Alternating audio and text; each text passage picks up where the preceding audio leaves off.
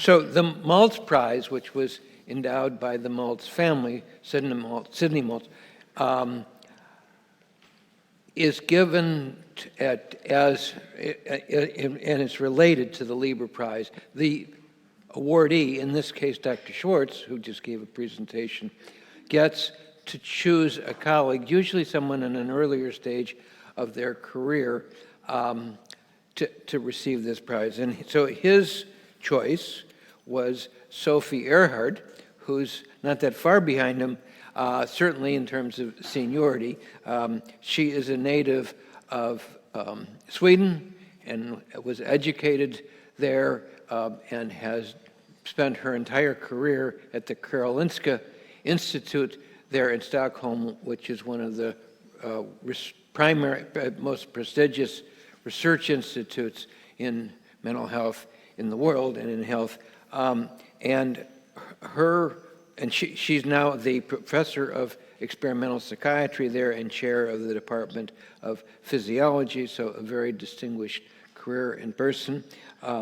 She's going to be talking about new evidence for translationally relevant roles of Kynurenic acid in schizophrenia, a related topic to the one we just heard. Dr. Herr, oops, look at that. Thank you. Thank you so much.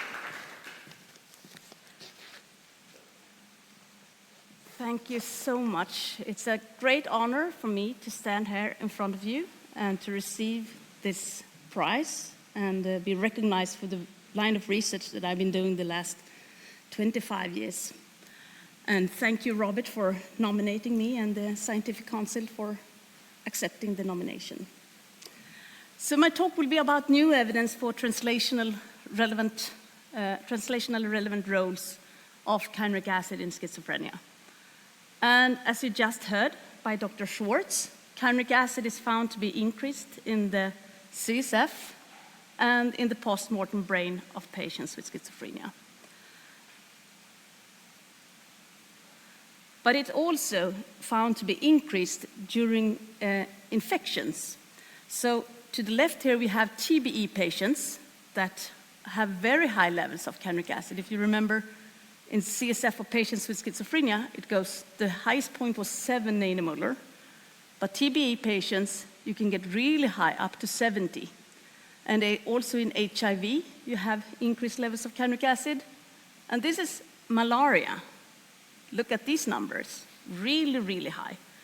So in this case, the concentration of kynuric acid actually correlates to the duration of coma. And it's not, you heard that kynuric acid is an endogenous NMDA receptor antagonist. And we know that PCP and ketamine, PCP was developed as an anesthesia 50, 60 years ago. And ketamine is used as an anesthetic today. And they have the same mechanism of action. But what we also found was in the HIV-infected patients was that those that develop psychosis, some patients do that even though that you have antiviral treatment. The highest levels of kynuric acid was found in those HIV-infected patients that suffered from psychosis.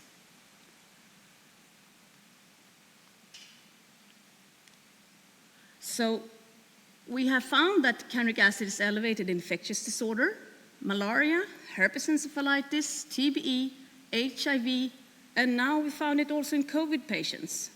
So these are COVID patients, acutely sick COVID patients. So they are under treatment in the hospital for being acutely sick in COVID, really, really sick. And you see that they also have high levels of kynuric acid. So maybe the post-COVID symptoms we see with brain fog, etc., that could also be due to high levels of kynuric acid. When it comes to mental health, we have seen that kynuric acid is not only elevated in the CSF of patients with schizophrenia, but also in bipolar disorders, but especially in those that suffer from psychosis. So here you have our controls, healthy controls, and then the bipolar patients that do not suffer from psychosis, and these are the patients that suffer from psychosis. We also can see that if we tested them for cognition, the bipolar disorder patients, we see that the higher levels of kynuric acid you had in the CSF, the worse problems you had with the TMT test score.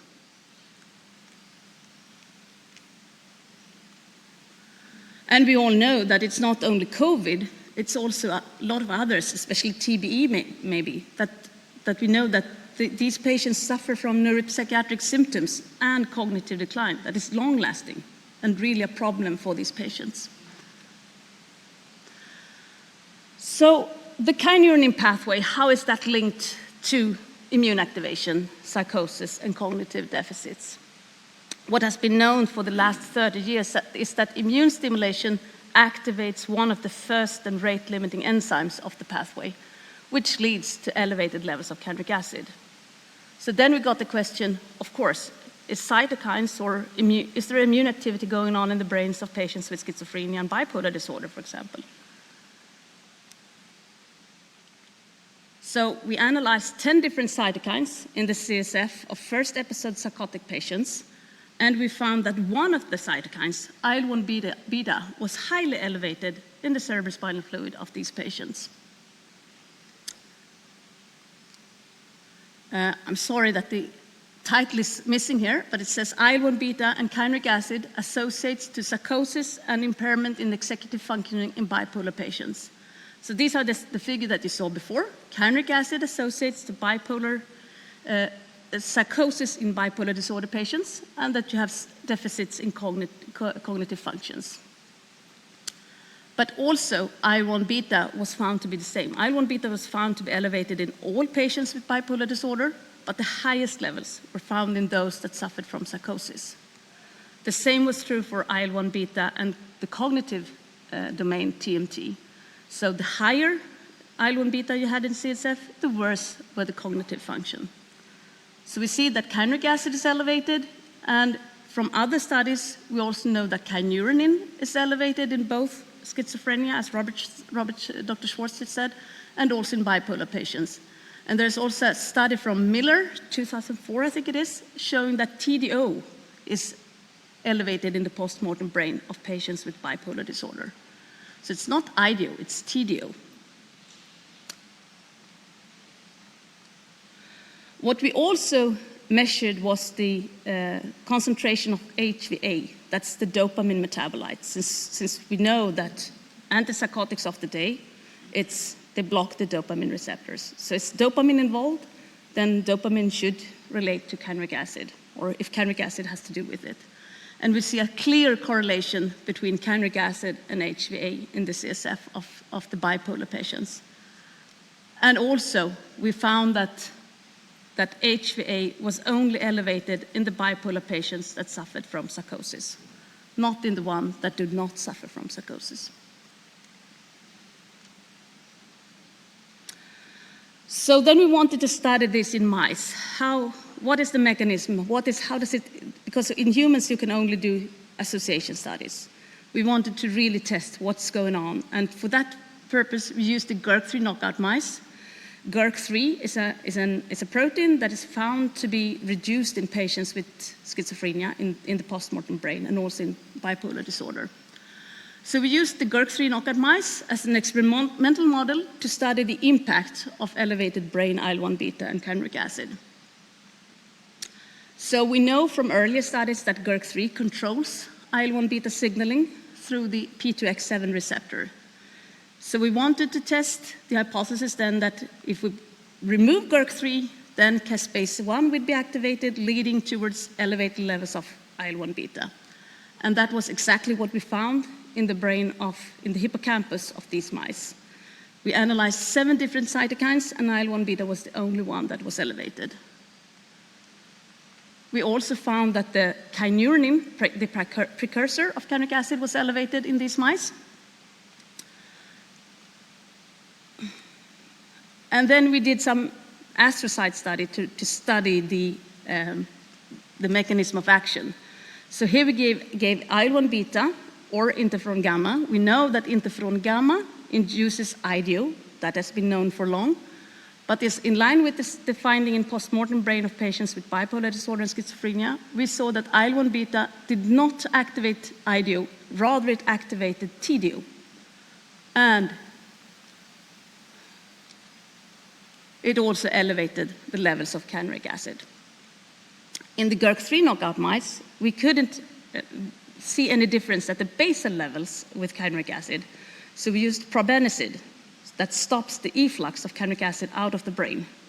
And then we see an accumulation of kynuric acid in the hippocampus of the GERK3 knockout mice that was not seen in the controlled wild-type mice. We also saw that the GERK3 knockout mice exhibit deficits in working memory, and we also see that they had disrupted PPI. These are pretty much in line with the data we saw in the KMO knockout mice that Dr. Schwartz just showed.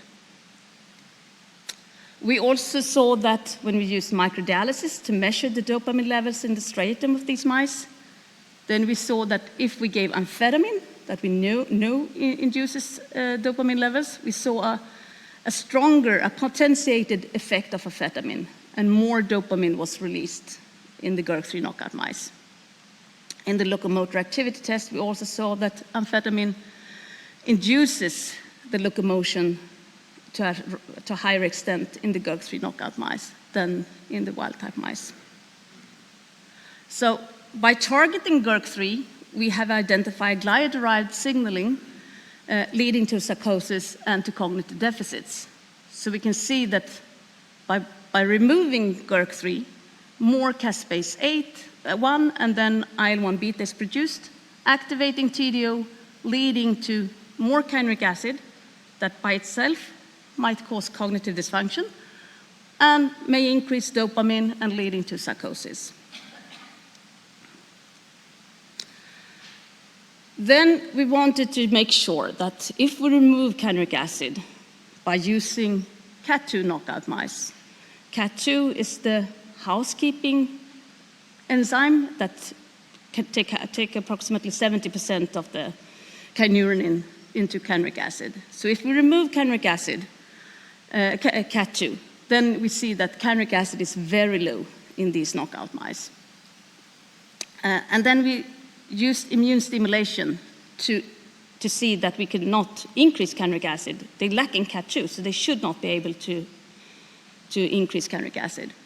But as you see from this study, we not only in the wild-type mice, the dual shot of LPS increased kynuric acid, but also in the CAT2 knockout mice, we saw a strong increase in kynuric acid. So how is that possible? CAT2 is gone. So we analyzed, there are 4 different CAT enzymes in the brain. And as you see, CAT2 is missing.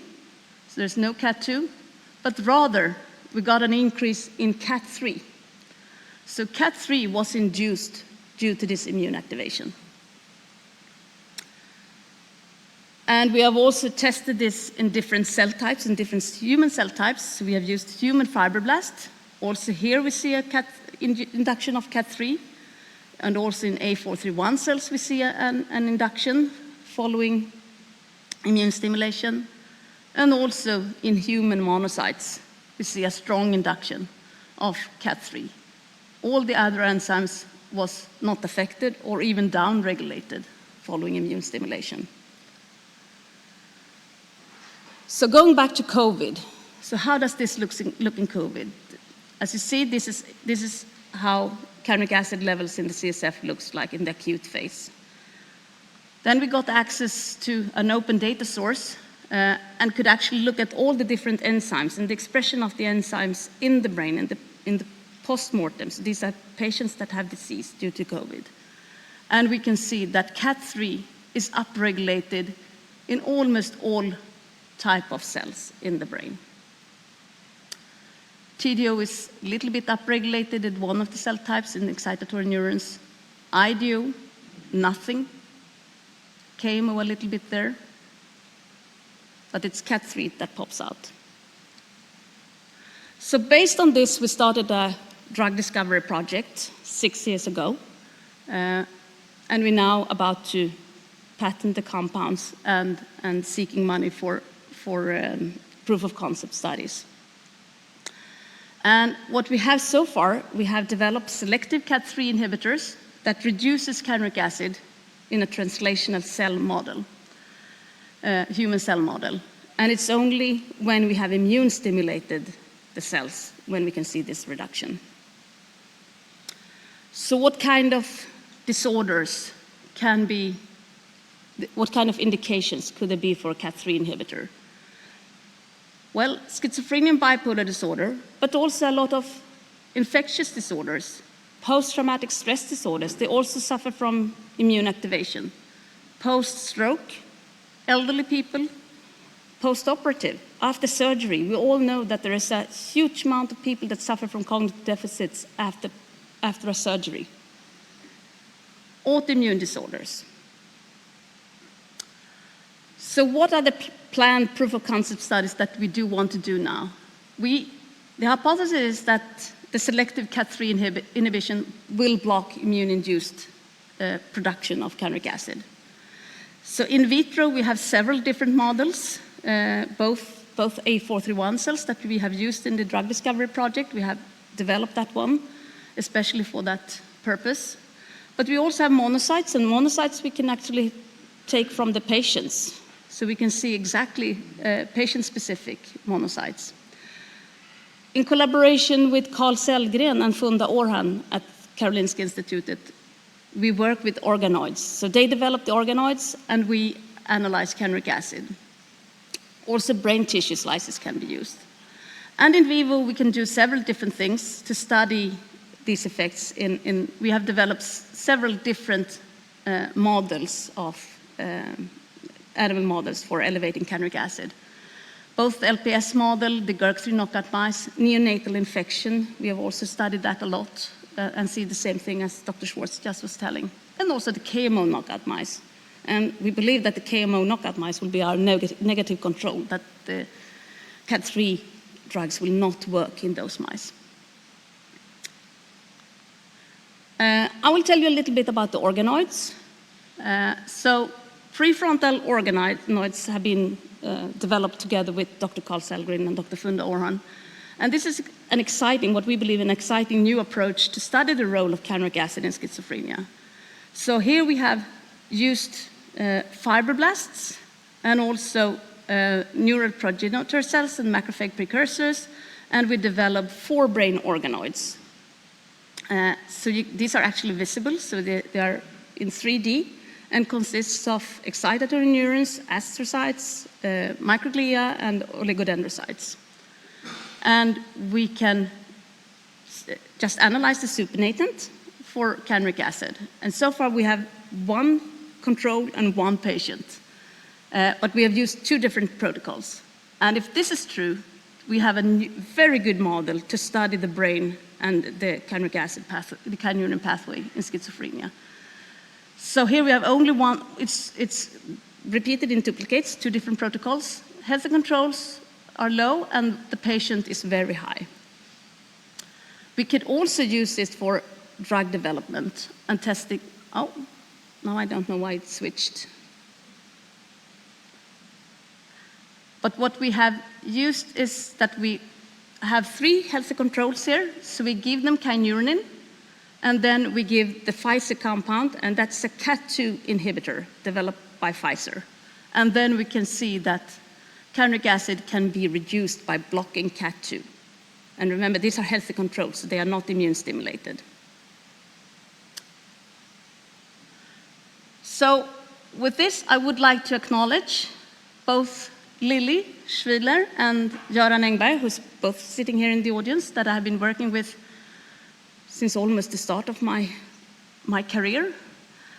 Dr. Carl Sellgren, who has been involved in both he was the one that actually recruited most of the bipolar patients and also was involved in the GERK3, or was in charge of the GERK3 knockout study, and also developed now the organoids.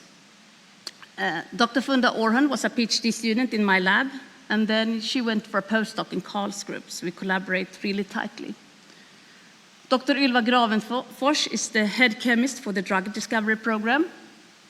And then I want to, of course, thank the previous and the existing lab members of our group, and that the project is funded by a variety of different sources. Thank you.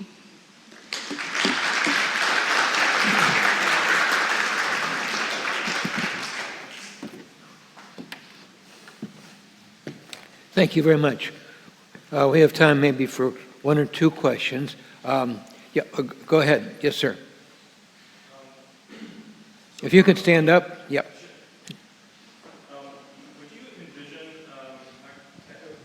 Yep. Hi, can you hear me? Yeah.